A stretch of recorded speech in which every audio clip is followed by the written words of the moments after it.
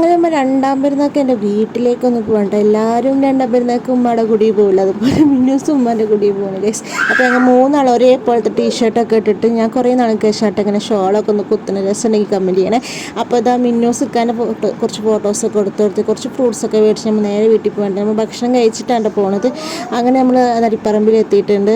അപ്പോൾ അവിടെ എത്തിയപാടത് ഇയാൾ ഈ ഫോണും ചാർജറാണ് കേട്ടോ. ഇവിടെ എങ്ങനെ കെടുത്തു. പിന്നെ ഞങ്ങൾ ചായ ഒക്കെ കുടിച്ച് നമ്മൾ കർമ്മ റൂട്ടിലേക്കൊന്ന് പോകാമെന്ന് വിചാരിച്ചു. അവിടെ പോകുമ്പോൾ തന്നെ നല്ല തിരക്കുണ്ട് ഗൈസ്. ഇങ്ങനെ വണ്ടി ഇങ്ങനെ പതുക്കെ പോയിട്ട് എനിക്ക് ഭ്രാന്ത് പിടിക്കുക.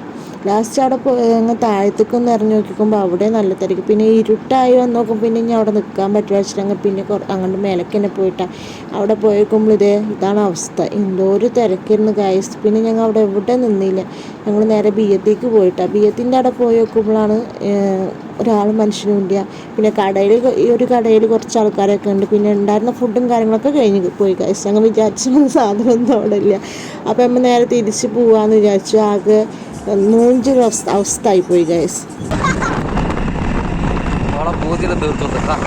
ഞാൻ കറക്കരില്ല 4 ദിവസത്തെ പെട്രോൾ ഒറ്റ ദിവസം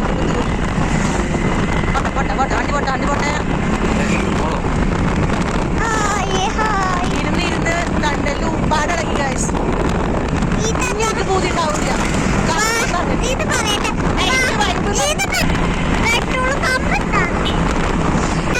സോങ് ഓർമ്മ വരുന്നു ഗൈസ്. മൂഞ്ചി സോങ്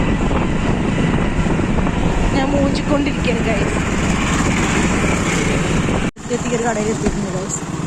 ഇവിടെ നമുക്ക് കഴിക്കാം.